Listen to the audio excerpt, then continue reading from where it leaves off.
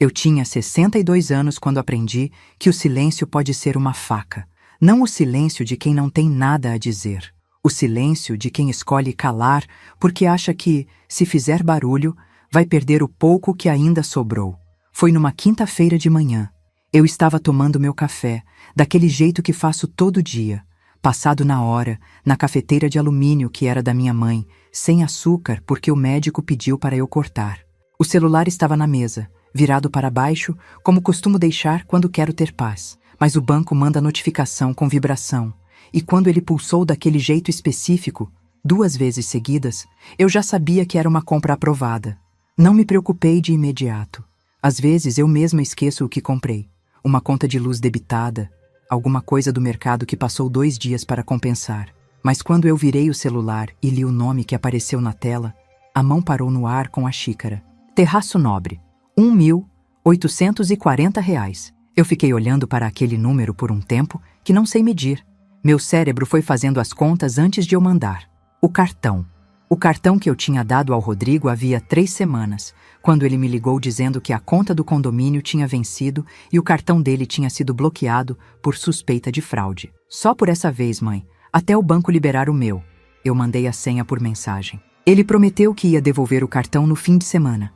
Mas, antes de continuarmos com essa história, eu peço gentilmente que você se inscreva no canal, curta o vídeo e me diga de qual cidade você está me ouvindo. Me encantaria saber aonde está chegando as nossas histórias. O fim de semana passou, depois o outro. Eu não cobrei porque nunca sei cobrar Rodrigo sem que aquilo vire uma discussão sobre eu ser controladora e não confiar nele. Então fui deixando. Era o meu filho. O que eu ia fazer? Eu abri o aplicativo do banco, rolei a tela até encontrar a compra. Data de 2 dias antes, uma sexta-feira à noite. O Terraço Nobre. Eu conheço o nome. Todo mundo que mora aqui conhece. É um restaurante no centro da cidade, daquele tipo que tem toalha de mesa engomada e a conta vem numa pastinha de couro. Lugar de aniversário importante. Lugar de negócio grande. Não é lugar de ir sozinho, nem de ir de repente. Eu fiquei quieta um momento. Depois liguei para a minha vizinha Dona Zélia, que é aposentada como eu e que às vezes atende o telefone na primeira chamada, quando está acordada há tempo. Ela atendeu. Eu disse: Zélia, você conhece o Terraço Nobre? Ela disse que conheceu, que o marido dela levou ela lá quando completaram 30 anos de casados. Por que, Santina? Você vai jantar lá? Eu disse que não, que estava só com uma dúvida. E desliguei. Depois disso, eu fiz o que nunca imaginei que fosse fazer. Procurei o número do restaurante no Google e liguei. Uma moça atendeu com voz de quem atende cliente rico o dia todo. Aquela voz educada demais, sabe? Eu perguntei com calma se havia uma reserva em nome de Rodrigo Delgado para o sábado. Falei que era familiar dele e que precisava confirmar um detalhe. A moça colocou em espera. A musiquinha tocou.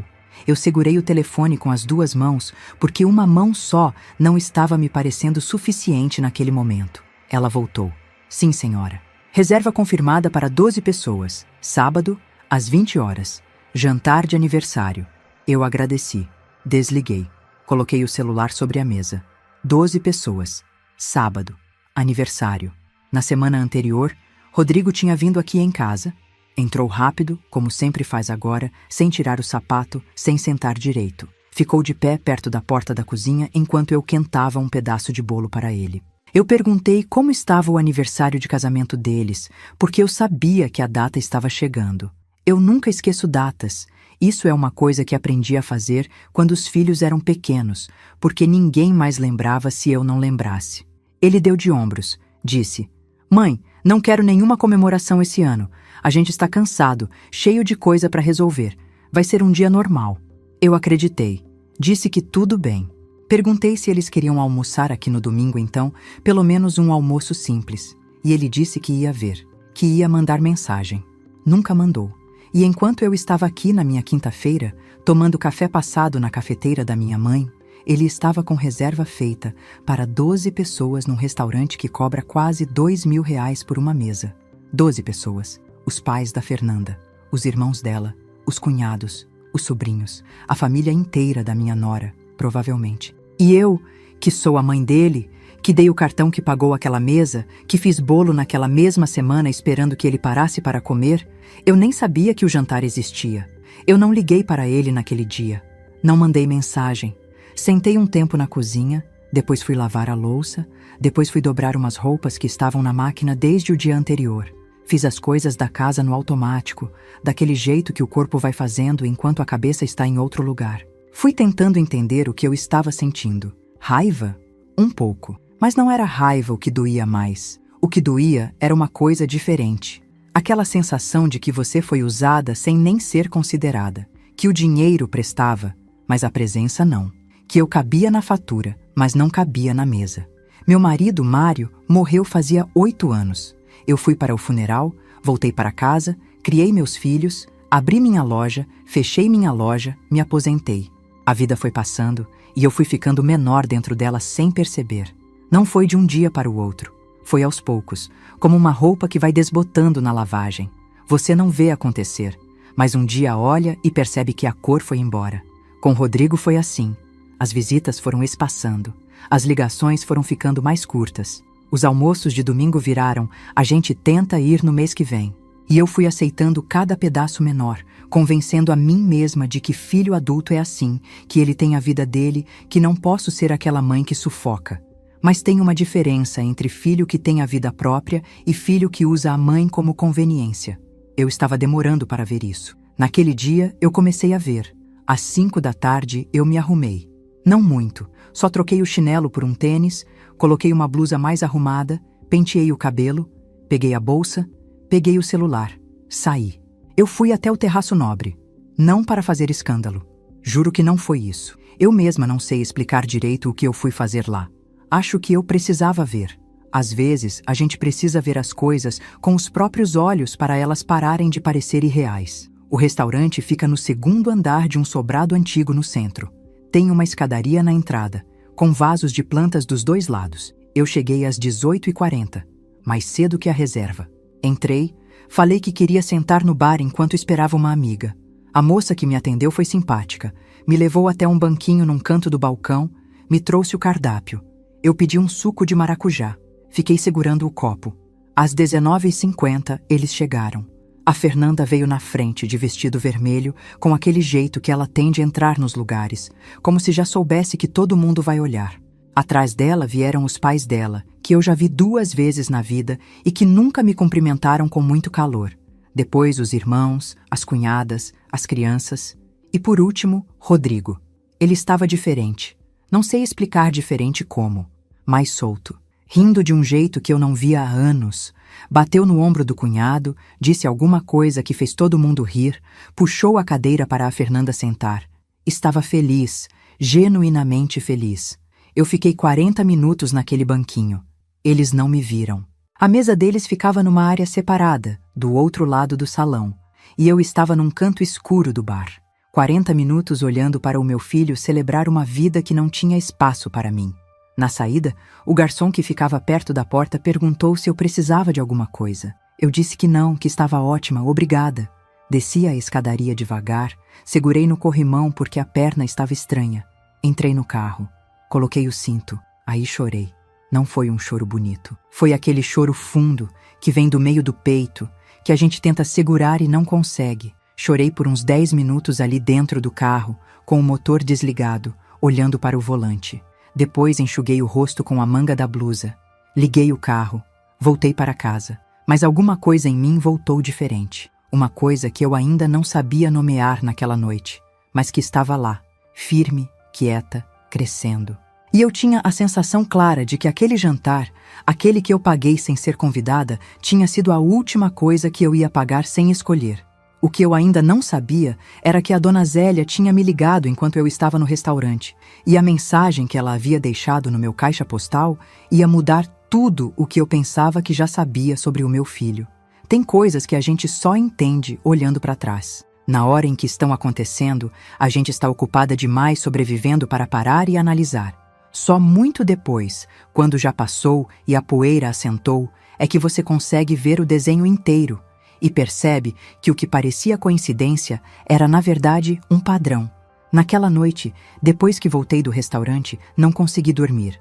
Fiquei deitada com os olhos abertos no escuro, ouvindo o barulho do ventilador que uso no lugar do ar-condicionado, porque o ar-condicionado resseca minha garganta. E fui pensando no Rodrigo, sim, mas fui mais fundo que isso. Fui pensar na vida que eu construí, no quanto ela custou, e em como eu cheguei àquele banquinho de bar tomando suco de maracujá sozinha, olhando para o meu filho comemorar com a família da mulher dele. Casei com Mário Delgado quando eu tinha 24 anos. Ele tinha 30. Meus amores, eu tenho um recadinho rápido. Para você que está aí me ouvindo, se essa história estiver tocando o seu coração de alguma forma, considere apoiar o nosso canal. O Pix está no QR Code na tela ou na chave de e-mail no primeiro comentário fixado. Sua ajuda vai me permitir continuar trazendo novas histórias todos os dias para você. Ele tinha 30. Era um homem bom. E eu digo isso sem romantismo, porque sei que homem bom pode significar muita coisa. Mário era bom no sentido concreto. Não bebia em excesso, não levantava a voz, não jogava fora dinheiro que não tinha. Mas também era um homem que adoeceu cedo e que por isso eu assumi coisas que nunca imaginei que ia assumir. Rodrigo nasceu quando eu tinha 26 anos. Era o único filho que tivemos durante muito tempo. Veio Gilberto só 6 anos depois, quando eu já estava me conformando que seria filho único mesmo. Mas o Rodrigo foi o primeiro. E o primeiro filho carrega um peso diferente na alma da mãe. É nele que a gente projeta tudo que ainda não sabe que está projetando. Quando o Rodrigo tinha 12 anos, Mário foi diagnosticado com um problema no coração que os médicos tentaram explicar de vários jeitos e que eu nunca entendi completamente, mas que basicamente significava que ele ia precisar de cuidados constantes e que as coisas pesadas iam ficar comigo. Não foi uma conversa, foi uma transição. De uma semana para a outra, eu passei a ser a pessoa que resolve, que paga, que carrega. Eu trabalhava como costureira autônoma desde antes de casar. Aprendi com minha mãe, que aprendeu com a mãe dela. Mas costura de fundo de quintal, não paga conta de médico, não paga remédio controlado, não paga escola particular que o Rodrigo estava porque Mário insistiu que era importante. Então, eu fui crescendo o trabalho. Comecei a pegar encomendas maiores. Depois aluguei uma salinha. Depois contratei uma ajudante. Em 6 anos, a salinha tinha virado uma loja de roupas com ateliê nos fundos. A Delgado Modas, que qualquer pessoa mais velha daqui conhece, que ficou 22 anos aberta na Rua das Acácias. Mário morreu 18 anos depois do diagnóstico. Tinha 63 anos. Eu tinha 54. Rodrigo tinha 28 e já estava formado. Eu paguei a faculdade de administração inteira, com dinheiro da loja, sem pedir ajuda de ninguém. Gilberto tinha 22 e estava na metade do curso de educação física, que eu também estava pagando. No enterro do Mário, o Rodrigo chorou bonito, aquele choro de quem amava de verdade. Eu fiquei quieta do lado dele, segurei a mão dele e pensei, pelo menos isso ficou. Pelo menos eu criei um filho que sabe sentir. Demorei para perceber que sentir e tratar bem são coisas muito diferentes.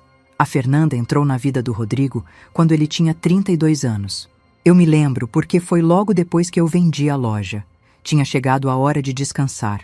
O aluguel tinha subido 3 vezes em 5 anos e eu tinha uma reserva que me permitia me aposentar com dignidade. Vendi o ponto, guardo o dinheiro, comprei o apartamento que é meu até hoje. O Rodrigo me apresentou a Fernanda num almoço de domingo aqui em casa.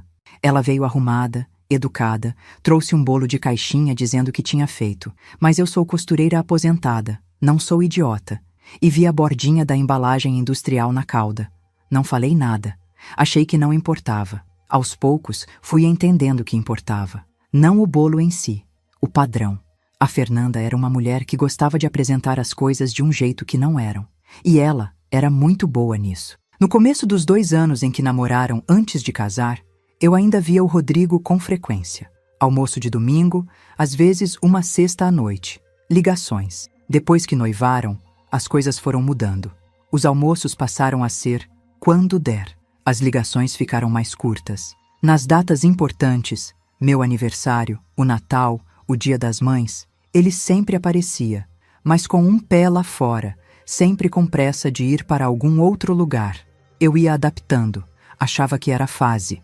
Achava que casamento novo é assim.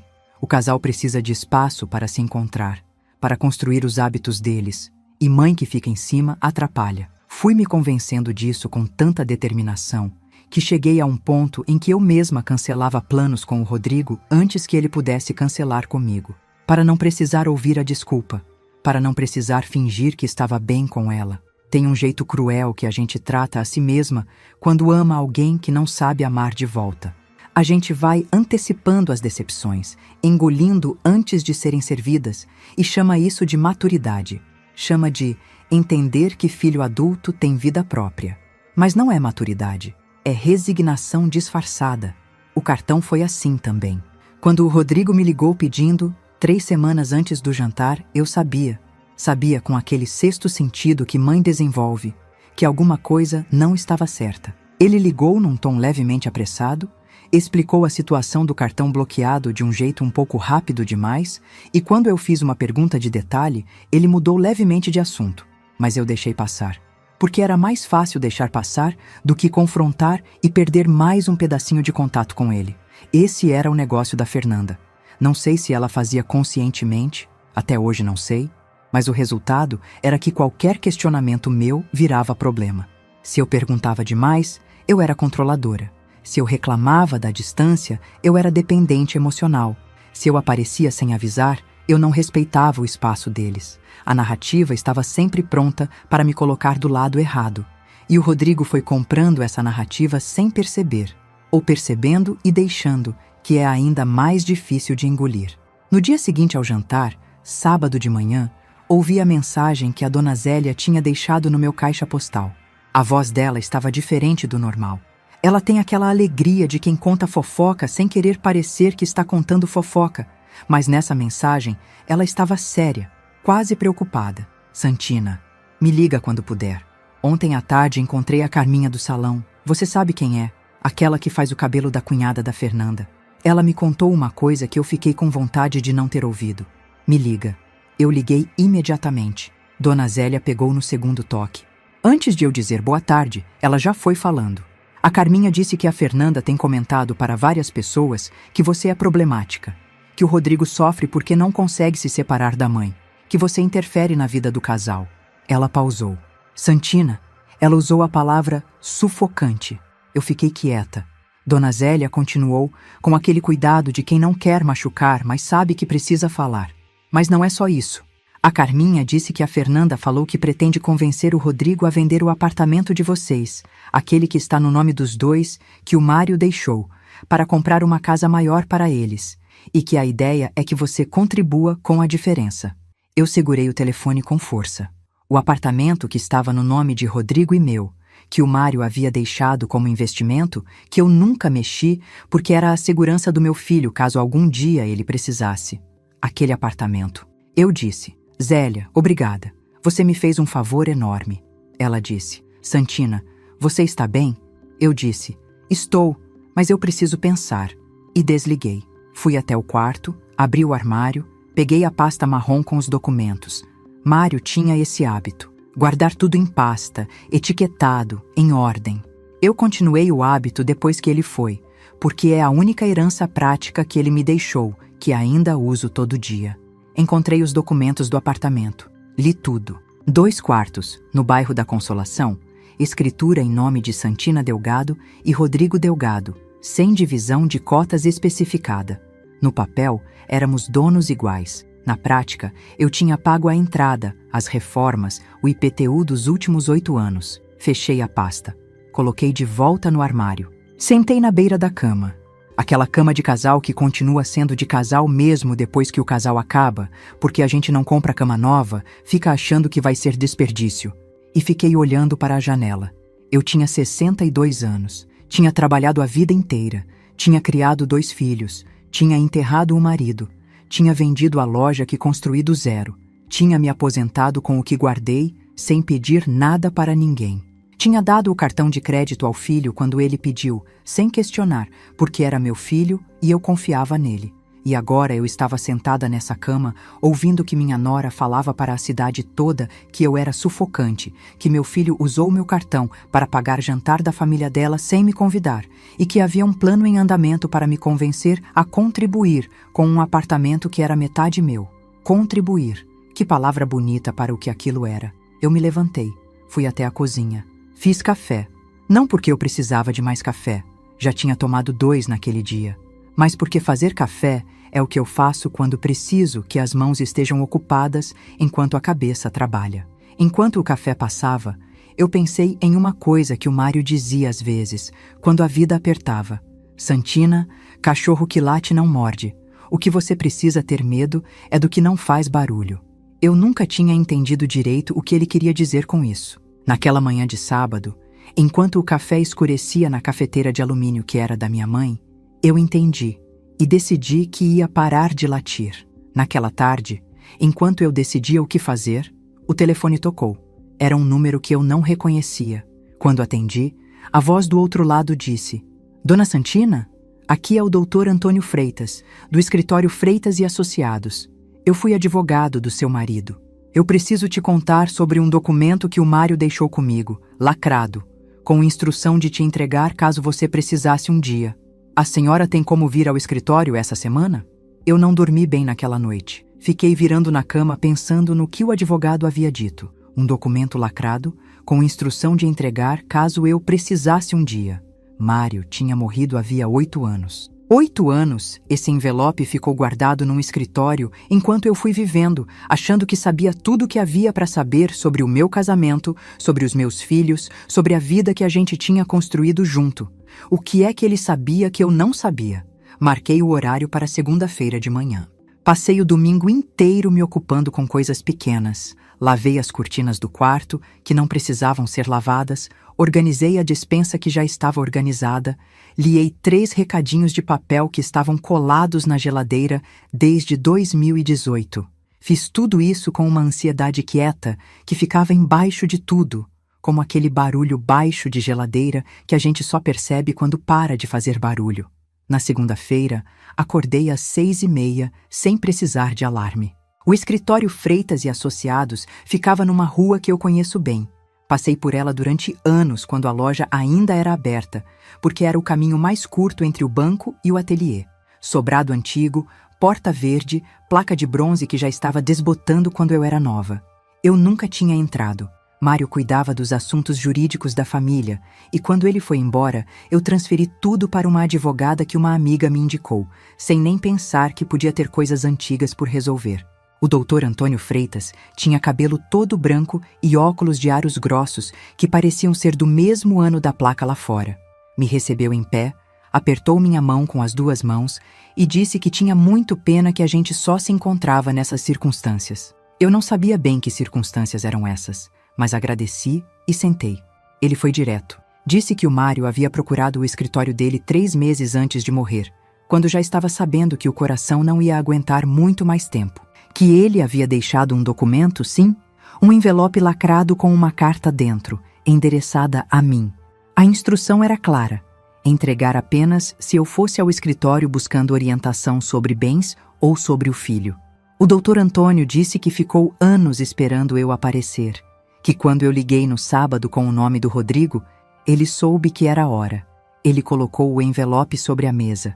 Era um envelope comum, branco, amarelado pelo tempo.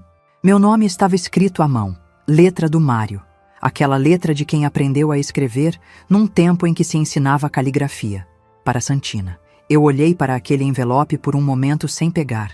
Perguntei ao Dr. Antônio se ele sabia o que havia dentro. Ele disse que não, que era confidencial, que o único pedido adicional do Mário era que eu lesse ali mesmo, no escritório, caso precisasse de orientação jurídica depois da leitura. Eu peguei o envelope. Abri devagar, com cuidado de não rasgar, não sei porquê, não ia fazer diferença, e tirei 2 folhas de papel dobradas. A letra do Mário ocupava as 2 folhas inteiras, frente e verso. Eu comecei a ler. Não vou reproduzir tudo aqui. Tem coisas que são muito íntimas para contar em voz alta. Mas vou dizer o essencial. O Mário sabia de coisas que eu não sabia. Ele escreveu que, no último ano de vida, quando já ficava muito tempo em casa e tinha pouco o que fazer além de pensar, ele foi observando o Rodrigo de um ângulo que eu não conseguia ver porque estava ocupada demais cuidando dos 2. Escreveu que o Rodrigo era um bom rapaz, mas que tinha uma fraqueza que Mário reconhecia porque era a mesma fraqueza que ele próprio tivera quando jovem, a de se dobrar para quem ele amava, mesmo quando isso significava dobrar para o lado errado. Escreveu que tinha medo, aquela palavra, medo, na letra do Mário, que nunca usava palavras grandes, de que algum dia alguém usasse essa fraqueza do Rodrigo para me prejudicar. E que, se eu estava lendo aquela carta, provavelmente esse dia havia chegado. Depois vinha a parte que me fez parar de respirar por uns 2 segundos. Mário havia separado, antes de morrer, uma quantia em dinheiro. Não muito. Ele não tinha muito para separar, mas o suficiente. Estava aplicado numa conta que ele havia aberto em nome dele e de uma irmã dele que morava no interior, uma mulher chamada Teresa, com quem eu mal tinha contato. A instrução era que, quando eu fosse ao escritório, o Dr. Antônio me passaria o contato da Teresa para que eu pudesse resgatar o valor, que estava rendendo havia 8 anos. Ele não disse o valor na carta. Disse apenas: "Não é fortuna, Santina, mas é teu. É para você usar como quiser, sem pedir permissão para ninguém." Sem pedir permissão para ninguém. Eu tive que dobrar a carta e respirar fundo por um momento, porque os olhos encheram e eu não queria chorar na frente do Dr. Antônio, que estava olhando para os próprios óculos com delicadeza de quem finge não estar vendo. Ele me deu o número da Teresa. Explicou o processo para eu resgatar. Era simples, mais simples do que eu esperava.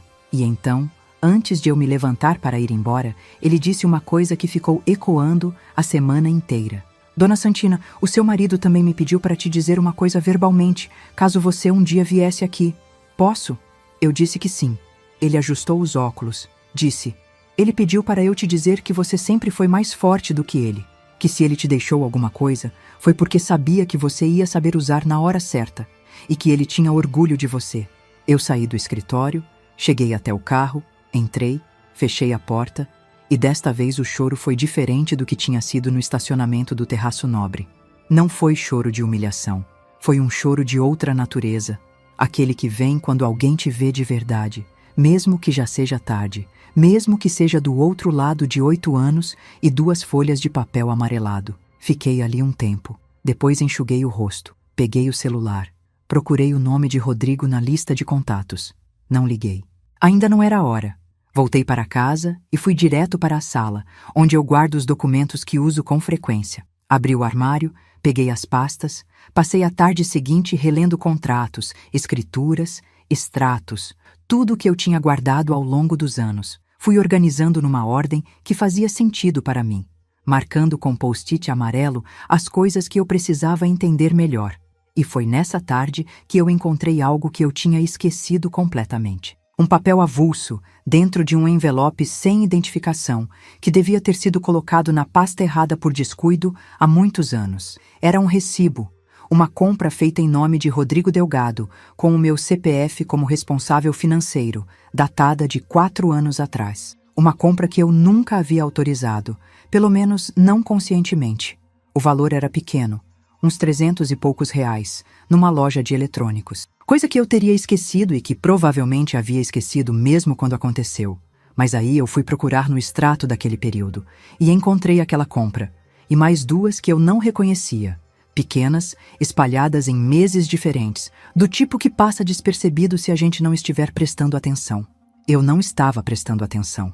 Nunca estava. Liguei para a Conceição, minha irmã, naquela noite. A Conceição mora do outro lado da cidade, tem 65 anos, é viúva também. E a gente tem uma relação que oscila. Às vezes fica meses sem se falar, às vezes liga 3 dias seguidos. Mas ela é a pessoa que me conhece desde que eu não sabia andar. E tem coisas que só dá para dizer para quem te conhece assim. Contei tudo. O cartão, o jantar, o restaurante, a Dona Zélia, a Carminha do salão, o apartamento, o advogado, a carta do Mário.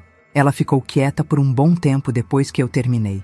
Depois disse: "Santina, eu preciso te contar uma coisa que eu devia ter contado há mais tempo." Eu fechei os olhos. Ela disse que, 2 anos atrás, tinha cruzado com a Fernanda numa loja de roupas no shopping, que tinham conversado brevemente, aquela conversa de quem não tem muito a dizer, mas tem que manter as aparências. E que, no meio da conversa, a Fernanda havia dito uma frase que a Conceição ficou ruminando, mas não tinha certeza se devia repetir. A frase era essa: "A Dona Santina é muito apegada ao Rodrigo. Um dia vai ser problema para todo mundo. Um dia vai ser problema para todo mundo." Eu disse: Conceição, por que você não me contou? Ela disse: porque eu não queria te machucar com uma coisa que eu não sabia se era maldade ou só falta de jeito. Eu entendi. Eu teria feito o mesmo. Mas aquela frase, dita 2 anos atrás, para a minha irmã numa loja de shopping, me mostrou que o que eu estava vivendo não era um acidente. Não foi o Rodrigo que teve uma ideia ruim de usar o cartão da mãe. Não foi a Fernanda que fez um comentário descuidado para a cabeleireira. Era uma coisa que vinha sendo construída há tempo, tijolo por tijolo, com muita calma, por alguém que sabia exatamente o que estava fazendo. E eu tinha ficado do lado de fora dessa construção, sem saber que meu nome estava nos alicerces. Naquela noite, antes de dormir, fiz uma coisa pequena que parecia grande. Escrevi numa folha de papel tudo o que eu sabia, não para mostrar para ninguém, só para ver. Quando está na cabeça, as coisas parecem maiores do que são, ou, às vezes, menores. No papel, ficam do tamanho certo. Li o que escrevi. Dobrei o papel. Coloquei dentro da pasta marrom com os documentos do Mário. Deitei. Apaguei a luz. E pela primeira vez naquela semana, antes de dormir, não senti angústia. Senti aquela clareza fria e quieta de quem finalmente sabe com o que está lidando. Só não sabia, ainda, que naquela mesma noite o Rodrigo estava ligando para a Conceição, tentando entender por que eu não atendia o telefone dele. E o que a Conceição disse a ele naquela ligação era uma coisa que eu nunca pedi para ela dizer. A Conceição me contou o que havia dito a ele na manhã seguinte, quando me ligou antes das 8 da manhã. O que para ela é uma emergência, porque a Conceição não liga cedo para ninguém. Ela disse que o Rodrigo havia ligado por volta das 23 horas, com voz de quem estava tentando parecer tranquilo e não estava conseguindo. Perguntou se eu estava bem, se eu havia mencionado alguma coisa para ela, se tinha acontecido algo. A Conceição disse que ficou um momento em silêncio, pensando no que fazer. Depois disse ao Rodrigo, com aquela calma que ela tem e que sempre me invejei: Seu, ela está bem, mas talvez você devesse parar de me ligar e ligar para ela. Rodrigo disse que eu não estava atendendo. A Conceição disse: Pois é, e desligou. Eu ouvi isso e fiquei com uma coisa quente no peito. Não sei bem se era gratidão ou se era aquela sensação de ser vista por alguém que não precisava ver, mas viu. Disse para a Conceição que ela tinha feito certo. Ela disse que sabia. Perguntou se eu precisava de alguma coisa. Disse que não, que estava encaminhando as coisas. Ela disse: Santina, você sempre foi a mais capaz de nós duas. Só demorou para acreditar nisso. Desliguei o telefone e fui fazer café. Naquele dia, eu tomei 3 decisões. Não de uma vez, não sentada numa mesa com papel e caneta fazendo lista. Foi no decorrer da manhã, uma a uma, enquanto eu ia fazendo as coisas da casa. A primeira veio enquanto eu lavava a xícara do café. A segunda, quando eu estava varrendo o corredor. A terceira, quando sentei na varanda por uns 20 minutos antes de começar o almoço. A primeira decisão foi ligar para o banco. Eu liguei, falei com a atendente, expliquei que o cartão adicional havia sido entregue a um familiar e que eu precisava cancelá-lo com urgência. Ela pediu confirmação de alguns dados. Eu confirmei, e em menos de 10 minutos estava feito. O cartão do Rodrigo, aquele que ele havia guardado dizendo que ia devolver e nunca devolveu, estava cancelado. Se ele tentasse usar, ia ser recusado, sem aviso, sem explicação. Ele ia descobrir na hora que fosse passar. Coloquei o telefone na mesa e fiquei olhando para ele por um segundo. Achei que ia sentir mais coisa, mas foi quase neutro, a sensação de ter fechado uma torneira que ficou aberta por tempo demais. A segunda decisão foi mais demorada de executar, mas eu já sabia que precisava acontecer. Liguei para a minha advogada, a doutora Cláudia, que me atende há anos e que sabe da minha vida toda porque advogado sabe tanto quanto padre, às vezes mais. Expliquei a situação, não em detalhes íntimos, mas o suficiente. Disse que queria rever 2 documentos, o testamento e a situação do apartamento que estava no meu nome junto com o do Rodrigo. Ela disse que podia me receber na quinta. Eu disse que ia estar lá. A terceira decisão foi mais simples e, estranhamente, foi a que me deu mais trabalho emocional. Eu peguei o celular e procurei um nome que estava guardado lá havia meses, sem eu nunca ter tocado. Aparecida Nunes. A Cida, como eu chamava. Amiga de infância que eu reencontrei numa consulta no cardiologista uns 8 meses antes e com quem troquei número na saída do consultório com aquele entusiasmo de reencontro que geralmente esfria antes de virar ligação. Eu nunca tinha ligado. Ela nunca tinha ligado, mas o número estava ali. Liguei. Ela atendeu na terceira chamada com voz de susto. Provavelmente não reconheceu o número. E quando eu disse quem era, ela deu um grito que me fez afastar o telefone do ouvido. Ficamos 40 minutos conversando. Era como se tivesse sido a semana passada. O jeito que a gente tem com certas pessoas, que o tempo não estraga.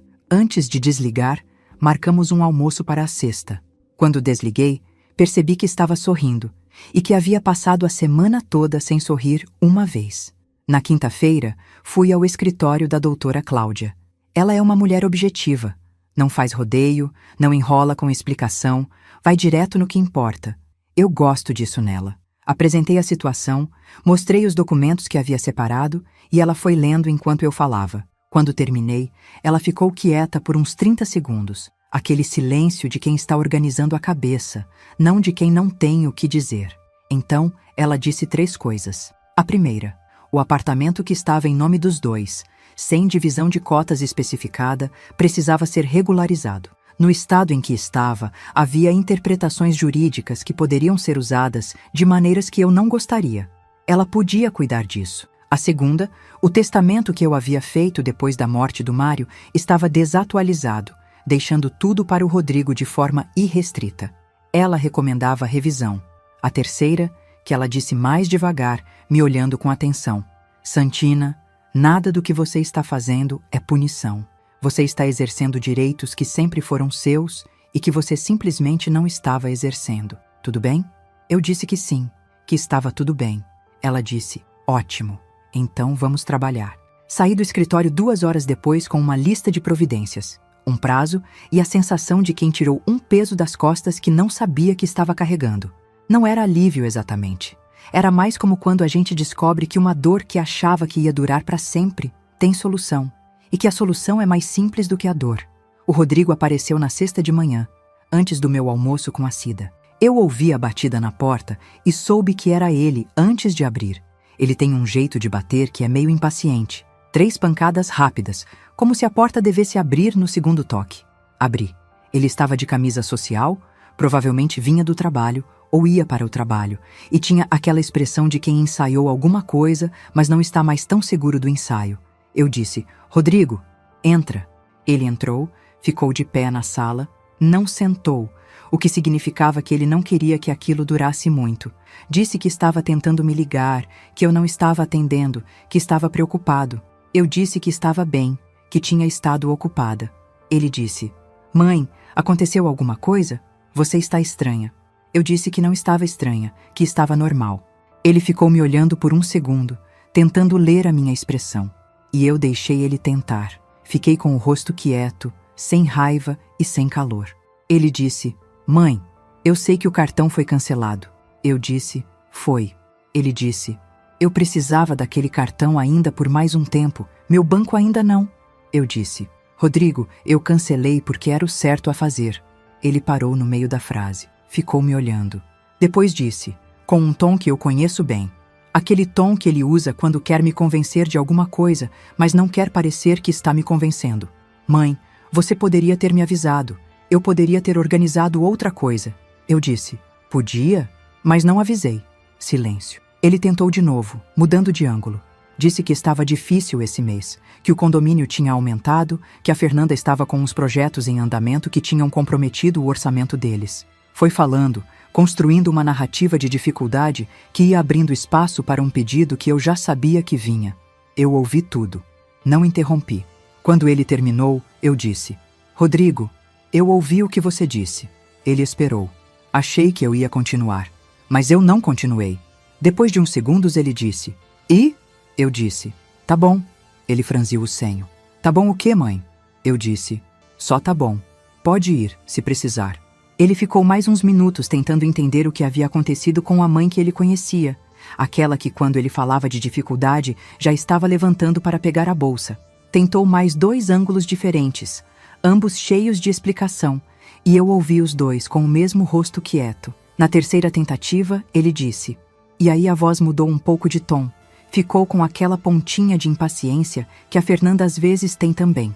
Mãe, você está sendo difícil? Eu disse. Não estou sendo difícil. Estou sendo eu. Ele foi embora sem entender o que havia encontrado ali. E eu fechei a porta. Fui ao banheiro. Lavei o rosto. Me penteei de novo. Peguei a bolsa. Saí para almoçar com a Cida. O almoço durou quase 3 horas. A gente foi para um restaurante por quilo perto de casa dela. Aquele tipo de lugar simples, com mesa de fórmica e garçom que te chama de moça, independente da sua idade, e que serve comida que sabe que foi feita por alguém que gosta de cozinhar. Comi feijão, arroz, um frango assado que estava bom de verdade, e uma fatia de bolo de cenoura com cobertura de chocolate que eu não estava planejando comer, mas que a Cida pediu para dividir. A gente conversou sobre tudo. Sobre os filhos dela, sobre o marido dela que tinha aposentado recentemente e estava em casa o dia todo, uma bênção e uma maldição, Santina, ao mesmo tempo. Sobre uma viagem que ela estava planejando para visitar uma irmã no Nordeste. E eu fui contando um pouco, não tudo, mas o suficiente para que ela entendesse por onde eu estava passando. Em algum momento ela disse: Santina, você sabe o que eu admiro em você? Você nunca reclama. Quando a coisa aperta, você para, pensa e age. Você sempre foi assim, desde menina. Eu disse que não me lembrava de ser assim desde menina. Ela disse: pois eu me lembro. Voltei para casa com a barriga satisfeita e uma sensação no peito que eu não sabia mais identificar. Fui tentando nomear enquanto guardava a bolsa, trocava o sapato pelo chinelo, enchia o copo de água. E quando sentei na cadeira da varanda que eu nunca usava, olhei para a rua e fiquei quieta por uns 20 minutos sem fazer nada. Foi aí que encontrei o nome. Saudade de mim mesma. Era isso. Era a saudade de uma mulher que eu havia sido antes de ir me tornando menor. Antes de ir ocupando menos espaço, antes de aprender a esperar pelo filho numa sala que ele mal ficava sentado. Uma mulher que ria no almoço, que almoçava 3 horas, que comia bolo de cenoura na cesta sem planejar. Eu não tinha ido embora de vez. Ela ainda estava aqui. Naquela noite, chegou uma mensagem da Fernanda no meu celular. A primeira mensagem que ela me mandava em mais de 4 meses. Eram 2 linhas. E o que estava escrito naquelas 2 linhas me disse, com mais clareza do que qualquer coisa que eu tinha descoberto até ali, o que eles estavam planejando. E por que estavam com pressa? A mensagem da Fernanda chegou às 22h37 de uma sexta-feira. Eu sei o horário porque olhei para o relógio quando o celular vibrou, numa daquelas coincidências sem sentido de quem presta atenção no relógio na hora errada. O nome dela apareceu na tela e eu fiquei 1 segundo sem abrir. Não por medo. Já tinha passado da fase do medo. Foi mais aquela respiração que a gente dá antes de abrir uma porta que não sabe o que tem do outro lado. Abri. A mensagem era curta. 2 linhas, como eu já disse. Dona Santina, precisamos conversar sobre o apartamento da Consolação. O Rodrigo fica sem jeito de falar, mas é importante para a família. A senhora tem disponibilidade essa semana? Eu li 2 vezes. Depois coloquei o celular virado para baixo na mesa de cabeceira, apaguei a luz e tentei dormir. Não adiantou. Fiquei deitada com os olhos no escuro, pensando naquelas 2 linhas, especialmente numa palavra: família. Ela havia escrito: é importante para a família. Não para nós, não para o Rodrigo. Família. Como se eu fizesse parte dessa família da qual estava sendo excluída há anos. Como se o uso dessa palavra fosse me amolecer, me incluir, me fazer sentir que eu tinha um lugar naquela mesa que eu nunca fui convidada a sentar. E percebi, naquela madrugada, que havia uma pressa por trás da mensagem. A Fernanda nunca me mandou mensagem em 4 meses. Rodrigo foi à minha casa e voltou sem o que queria. E agora, na mesma semana, ela entrava em campo diretamente. Alguma coisa havia mudado no calendário deles. Alguma coisa estava com prazo. Na manhã seguinte, liguei para a doutora Cláudia antes das 9. Ela atendeu com a voz de quem já estava trabalhando havia tempo. Eu li a mensagem da Fernanda para ela. Ela ficou quieta 1 segundo. Depois disse: Santina, você não responde nada por enquanto. Me deixa adiantar o processo do apartamento primeiro. Quando você tiver as coisas resolvidas do lado de cá, aí você conversa com eles. Eu disse que era exatamente o que eu estava pensando. Ela disse que ia tentar adiantar o prazo, que me ligava quando tivesse novidade. Não respondia à mensagem da Fernanda. Passou o sábado, o domingo, a segunda. Nada. Na terça-feira, chegou uma mensagem do Rodrigo. Mãe, você viu a mensagem da Fernanda? Eu respondi. Vi. Ele mandou. E? Eu mandei. Estou verificando umas coisas antes de conversar. Ele não respondeu mais naquele dia.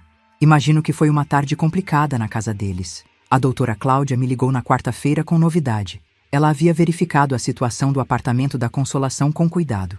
O imóvel estava em nome de Santina Delgado e Rodrigo Delgado, sem percentual definido, o que na prática criava uma situação de condomínio voluntário onde cada um era, tecnicamente, dono de metade. Isso significava que o Rodrigo poderia, se quisesse, exigir a divisão judicial do bem ou pedir a venda com divisão dos valores. Não seria fácil, não seria rápido, mas era possível. A doutora Cláudia disse isso com aquela calma de quem está explicando uma chuva forte, mas já tem o guarda-chuva aberto. Era possível. Era. Porque eu entrei com a documentação para regularizar a situação baseada em provas de que você é quem sempre arcou com os custos do imóvel. IPTU, reformas, condomínio. Com isso, a cota efetiva de cada um muda. Você fica protegida. Eu perguntei quanto tempo levaria para ficar formalizado. Ela disse que já estava em andamento, que em algumas semanas estaria resolvido. Depois, tratamos do testamento. O que eu havia deixado anteriormente era simples. Tudo para o Rodrigo, sem condição. A doutora Cláudia me apresentou algumas alternativas, e eu escolhi a que fazia mais sentido para mim. Dividi os bens entre Rodrigo e Gilberto em partes iguais, com uma cláusula de usufruto vitalício em meu favor para o apartamento onde eu moro. Enquanto eu vivesse, ninguém poderia mexer em nada sem minha autorização. Era o que sempre deveria ter sido. Assinei os documentos naquela tarde. Guardei as cópias na pasta marrom, ao lado da carta do Mário. O Rodrigo voltou na quinta-feira. Dessa vez, veio com a Fernanda. Eu sabia que ela viria mais cedo ou mais tarde. Fernanda é o tipo de mulher que, quando algo não sai do jeito que ela quer, vai ela mesma resolver. Não porque seja corajosa, mas porque confia muito na própria capacidade de convencer as pessoas. Ela é boa nisso. Eu vi funcionar durante anos, inclusive comigo. Abri a porta. Deixei os dois entrarem. Ofereci café. A Fernanda disse que não precisava, que eles não iam demorar.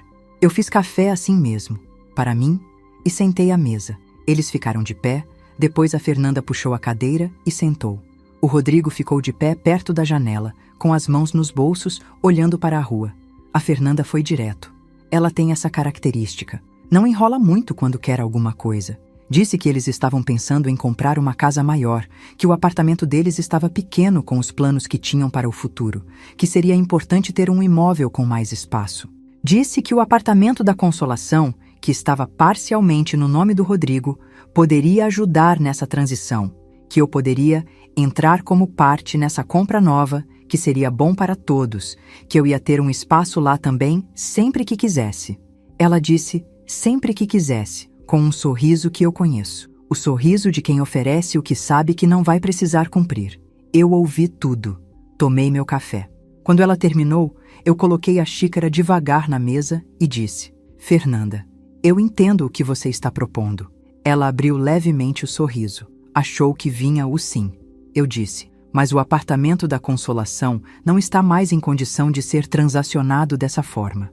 A situação jurídica dele está sendo regularizada. Você vai precisar conversar com a doutora Cláudia se tiver qualquer dúvida sobre isso. O sorriso dela ficou parado por um segundo, como imagem travada. Depois ela disse: regularizada como? Eu disse: regularizada. Tudo dentro da lei. Nada que você precise se preocupar. O Rodrigo se virou da janela. Pela primeira vez desde que entraram, ele me olhou de verdade. Não de soslaio, não para a mesa, mas para mim. E eu vi na expressão dele uma coisa que eu não esperava ver. Não raiva, surpresa. Como se ele estivesse vendo uma pessoa que não estava esperando encontrar sentada naquela cadeira. A Fernanda tentou mais uma rodada de explicação, dessa vez com um tom levemente diferente. Menos sorriso, mais pressão. Disse que seria importante a gente chegar num acordo antes que as coisas ficassem complicadas. Eu ouvi. Quando ela terminou, eu disse: Fernanda, você quer mais café? Ela disse que não.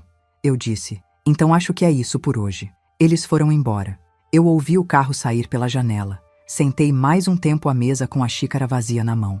O Gilberto apareceu 2 dias depois, mas diferente de todas as outras visitas daquela semana. Ele não tinha sido mandado. Veio por conta própria, no sábado de manhã, com uma sacola de pão de queijo que comprou na padaria do caminho, porque sabe que eu gosto. Sentamos na cozinha. Ele não perguntou sobre o apartamento, não perguntou sobre o Rodrigo, não fez perguntas estratégicas, perguntou como eu estava. Eu disse que estava bem, de verdade. Ele disse que estava aliviado de ouvir isso. Depois de um tempo, ele disse: "Mãe, eu soube que a Fernanda veio aqui." Eu disse que sim. Ele disse: "E?" Eu disse: "Não tem e. Eu conversei com minha advogada. Tá tudo encaminhado." Ele ficou quieto por um momento, mordendo um pão de queijo. Depois disse: "Mãe, eu preciso te pedir desculpa por uma coisa." Eu esperei. Ele disse que havia sabido, meses atrás, que o Rodrigo estava com o cartão da minha conta. Não que ele tivesse usado de maneira errada. Ele não sabia disso, mas sabia que eu havia emprestado e que o Rodrigo estava demorando para devolver. Disse que ficou sem jeito de falar, que não queria criar problema entre irmãos, que foi deixando. Eu disse: "Gilberto, você não tem nada para se desculpar. Você não fez nada errado." Ele disse: "Fiz." Fiquei quieto quando não devia. Fiquei olhando para ele. Esse filho que eu sempre achei que precisava de menos atenção, que cresceu mais quieto ao lado do irmão mais barulhento, que eu amei sempre do mesmo jeito, mas que talvez nunca soube mostrar com a mesma ênfase. E percebi que enquanto eu estava olhando para o que estava perdendo do lado do Rodrigo, estava deixando de ver o que já tinha do lado do Gilberto. Disse: "Você quer almoçar aqui hoje?" Ele disse: "Vim com essa esperança." E eu levantei para tirar a carne do freezer. Nas semanas que se seguiram, o Rodrigo mandou algumas mensagens, algumas curtas, perguntando como eu estava. Uma mais longa, numa quinta à noite, onde ele tentou explicar o jantar do Terraço Nobre. Disse que não me convidou porque achava que eu não ia gostar daquele tipo de lugar, que a Fernanda havia organizado tudo e ele não queria complicar. Era uma explicação que não explicava nada, mas eu entendi o que estava por trás. Ele não sabia o que dizer de verdade. Então disse o que era mais fácil. Eu respondi que havia entendido. Não disse que aceitava. Disse que havia entendido. Aquele era o tipo de distinção que o Rodrigo ainda estava aprendendo a perceber. A Teresa, a irmã do Mário que guardava a conta que ele havia deixado, me ligou numa tarde de sol forte, com aquela voz do interior que faz a gente imaginar varanda e galinha no quintal. Foi uma conversa longa e gentil. Ela disse que o Mário havia pedido tanto segredo que ela chegou a achar que ia morrer com aquilo. Disse que era um alívio poder finalmente ligar. O valor que havia na conta, corrigido pelos 8 anos de aplicação, era de R$ 43.286. Eu tive que sentar. Não era uma fortuna, mas para uma mulher que passou a vida toda sabendo o preço de cada coisa, que sabe exatamente quanto custou cada reforma da loja, cada mensalidade da faculdade do filho, cada remédio do marido. R$ 43.000 é uma quantia que significa liberdade, é viagem, é emergência coberta, é escolha, é poder dizer não sem medo. Eu disse a Teresa que ia buscar o dinheiro assim que ela me dissesse como. Ela me mandou as instruções por mensagem.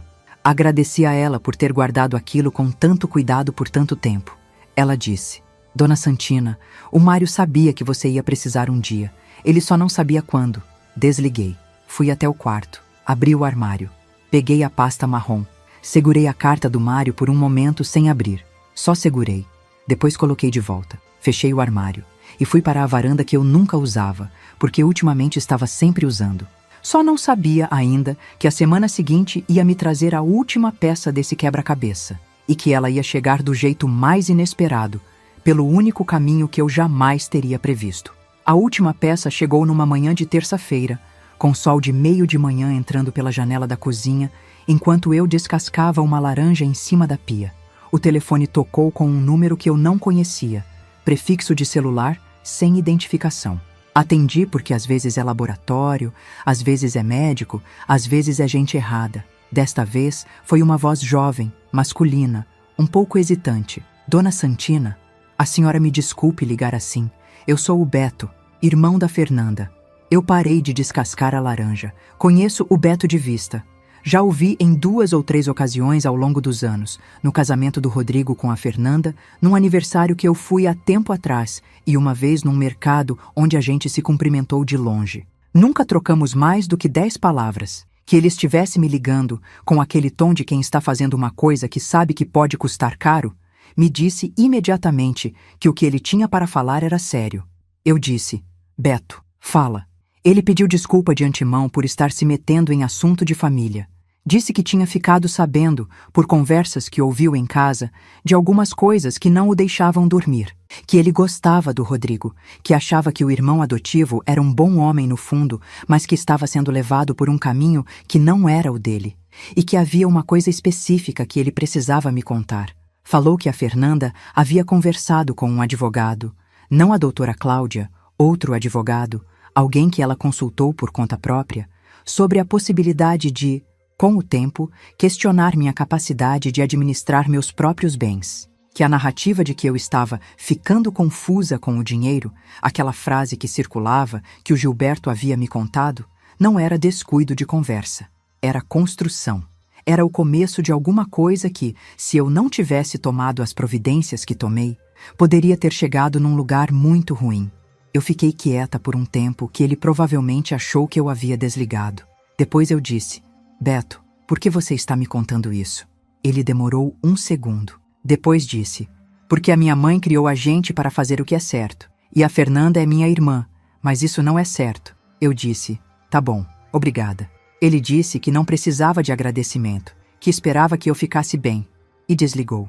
Eu terminei de descascar a laranja. Comi em cima da pia, em pé, olhando pela janela para a rua lá embaixo. Uma rua comum, com carro parado em fila dupla e um cachorro deitado na calçada de frente. Comi devagar, gomo por gomo. O que o Beto havia me contado era grave. Eu sabia disso, mas era grave, da forma de uma tempestade que passou perto e que você só percebe o tamanho depois, quando já passou.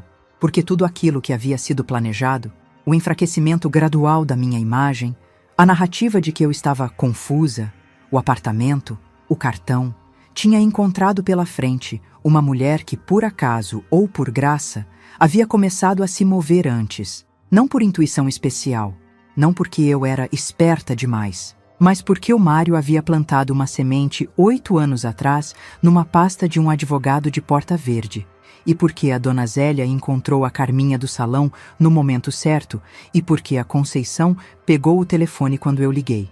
A vida funciona assim às vezes, não como um plano, como uma rede de coisas pequenas que, quando chegam juntas, formam uma proteção que você não fez sozinha. Liguei para a doutora Cláudia mais tarde naquele dia e contei o que o Beto havia me dito. Ela ouviu tudo com atenção. Depois disse, com aquela voz de quem não se assusta facilmente: Santina, o que você me contou reforça a importância do que já fizemos. A documentação do apartamento está protegida. O testamento está atualizado. E com o que você acabou de me contar, existe algo mais que podemos registrar. Só para constar. Nada que precise virar processo. Só para que exista um histórico, caso algum dia seja necessário. Eu disse que queria fazer isso. Ela disse que ia providenciar. Quando desliguei, fiz uma coisa que não havia feito desde o começo de tudo. Sentei na sala, não na varanda, não na cozinha, na sala mesmo, naquele sofá que o Mário escolheu e que ainda tem o formato do lado dele marcado de tanto uso, e fiquei quieta por um tempo, sem pensar em nada específico. Só fiquei ali. Aquela casa havia me visto chorar, trabalhar, envelhecer, perder, recomeçar. Havia me visto sentar naquele sofá às 2 da manhã, quando o Mário estava mal, e eu não sabia se ia passar.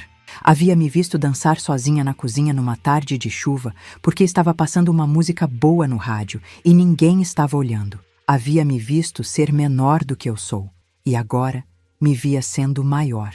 2 meses depois do jantar do Terraço Nobre, que foi onde tudo começou, naquele suco de maracujá tomado num banquinho de bar, enquanto o filho comemorava sem mim, a vida tinha um formato diferente, não dramático, não de novela, onde de repente tudo muda e todo mundo aprende a lição e a música embala o final. A vida real não funciona assim, e eu já sabia disso antes de aprender de novo, mas diferente, e diferente para melhor.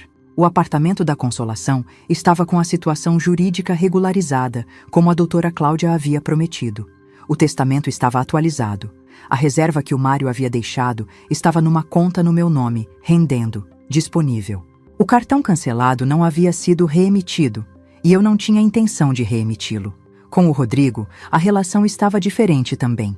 Ele havia ligado umas 4 ou 5 vezes ao longo daquelas semanas, em tons diferentes. Em uma das ligações, estava claramente irritado. Em outra, estava tentando ser gentil. E na última, que foi numa tarde de domingo, ele estava simplesmente quieto no começo. Aquele silêncio de quem não sabe bem o que dizer, mas ligou assim mesmo. Eu deixei o silêncio ficar por uns segundos. Depois perguntei como ele estava. Ele disse que estava pensando. Eu disse, em quê? Ele demorou um tempo. Depois disse, em várias coisas, mãe. Eu disse, tudo bem, pode pensar. E ficamos mais um tempo ao telefone sem dizer nada de importante. Mas ficamos. Esse foi o primeiro sinal de que alguma coisa havia mudado nele também. Não sei o que havia acontecido dentro daquela casa. Não sei que conversas tinham rolado ou que conta havia chegado que não esperavam. Não era da minha conta saber. O que era da minha conta era o que eu faria com o que ele me oferecesse. E o que ele estava me oferecendo, naquela tarde de domingo, era a presença, mesmo que silenciosa. Não era o filho que eu sonhei, mas era o filho que eu tinha. E eu ainda o amava. Não da forma que amava antes, aquela forma sem limite e sem filtro que custa caro demais. Amava de um jeito mais honesto, que cabe no tamanho real da coisa. A Fernanda não me ligou mais. O Beto havia me dito o que havia me dito. E eu imaginei que em algum momento ela percebeu que o caminho estava fechado. Não houve confronto. Não houve cena. Não houve aquele momento de revelação dramática que a gente às vezes imagina quando pensa em resolver as coisas.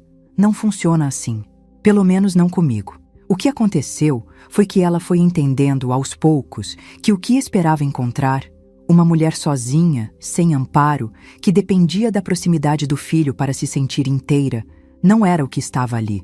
E sem esse terreno, as sementes que ela tinha plantado não tinham onde crescer. Isso não me fez sentir vitória.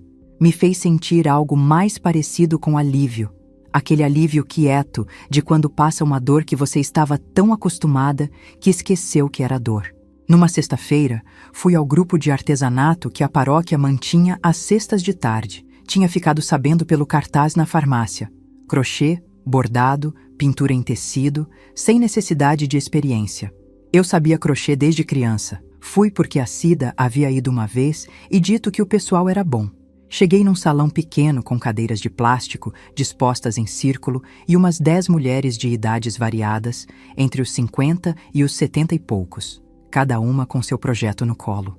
A coordenadora me recebeu, me arrumou um lugar, me trouxe uma agulha e um novelo de fio azul que alguém havia deixado sobrando. Eu me sentei, comecei a fazer ponto.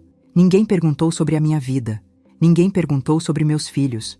Alguém perguntou se eu sabia fazer ponto alto. Eu disse que sabia, e aquilo foi o suficiente para eu ser bem-vinda. 2 horas depois, eu tinha o começo de um caminho de mesa azul e 4 conversas em aberto, sobre uma receita de frango que uma delas havia feito no fim de semana, sobre um filme que estava passando na televisão aberta, sobre a dificuldade de encontrar fio de qualidade que não desbotasse na primeira lavagem, sobre nada em especial. Quando fui embora, a coordenadora disse, até sexta que vem. Eu disse que sim. E fui. No domingo seguinte, o Gilberto trouxe os filhos para almoçar. Eram 2 meninos de 8 e 10 anos que chegaram correndo e que eu mal reconhecia de tão crescidos, porque o tempo passa enquanto a gente está olhando para outro lado. Fizeram bagunça na sala, pediram suco, derrubaram um copo e pediram desculpas sem precisar que eu pedisse que pedissem. A Conceição veio também. Trouxe uma torta de frango que faz desde que a gente era criança, naquela forma oval que era da nossa mãe. A gente almoçou na mesa grande da sala, que eu raramente usava porque é grande demais para uma pessoa só, e ficamos até quase às 5 da tarde. Em algum momento da tarde, enquanto as crianças corriam no corredor e o Gilberto e a Conceição discutiam alguma coisa sobre uma série de televisão, eu fui até a janela e fiquei olhando lá fora por um momento. A rua estava quieta. Domingo à tarde tem essa quietude específica, diferente de qualquer outro horário da semana. Eu pensei no jantar do Terraço Nobre, naquele banquinho de bar, naquele suco de maracujá, naquele choro dentro do carro no estacionamento. Pensei em quanto havia mudado desde ali. Não no mundo, não em nenhuma circunstância grande e dramática. Em mim, no espaço que eu havia parado de ceder, na voz que eu havia parado de engolir, no cartão que eu havia cancelado, nos documentos que eu havia assinado, nas ligações que eu havia feito sem pedir permissão para ninguém. Pensei no Mário, na carta dobrada dentro da pasta marrom, naquele homem que me conheceu melhor do que eu me conhecia e teve o cuidado de deixar isso registrado antes de ir embora. Não senti saudade naquele momento. Ou senti, mas foi uma saudade boa, daquele tipo que não dói tanto quanto lembra. Senti, principalmente, que estava no lugar certo. A Conceição me chamou da sala. Santina, vem ver isso aqui, você vai rir. Eu me afastei da janela. Voltei para a sala. Sentei no sofá, no meu lado, não no lado do Mário, e vi o que ela queria me mostrar. Era uma coisa boba, uma foto antiga que ela havia achado no celular dela, de quando a gente era jovem e tinha cabelo que a gente não tem mais. Eu ri, daquele jeito que vem do estômago, que não é planejado, que sai antes que você decida se quer deixar. Os meninos vieram ver do que a gente estava rindo. Não entenderam, mas riram também, porque criança ri quando adulto ri. E aquilo fez a gente rir mais ainda. E eu fiquei ali, naquele domingo, naquela sala grande, que havia sido pequena demais para uma pessoa só, cercada de barulho que era bom, de presença que era real, e soube, com aquela certeza quieta que não precisa de palavras, que aquilo ali era família. Não a que eu havia esperado, a que eu havia escolhido. Para você que está aí me ouvindo, se essa história tocou o seu coração de alguma forma, considere apoiar o nosso canal. O Pix está no QR Code na tela ou na chave de e-mail no primeiro comentário fixado. Sua ajuda nos permite continuar trazendo novas histórias todos os dias para você. Muito obrigado de coração por você me ouvir até aqui. Quero te convidar a fazer parte da nossa família e acompanhar as próximas histórias. Inscreva-se no canal, curta o vídeo e me diga de qual... Transparência sobre o conteúdo. Os vídeos apresentam narrativas 100% fictícias, criadas somente para fins de entretenimento, reflexão moral e educacional, com o objetivo de transmitir lições de vida, valores humanos e familiares. Trata-se de uma produção original da equipe humanizada. Todos os nomes, personagens, lugares, eventos e conflitos são fictícios, e qualquer semelhança com pessoas ou fatos reais é mera coincidência. O material visual consiste em dramatizações ilustrativas. Este conteúdo não constitui aconselhamento jurídico, financeiro, psicológico ou profissional. As ações mostradas fazem parte apenas da narrativa. Recursos de inteligência artificial são utilizados somente como apoio na criação de elementos visuais e sonoros. Todo o processo criativo é feito manualmente.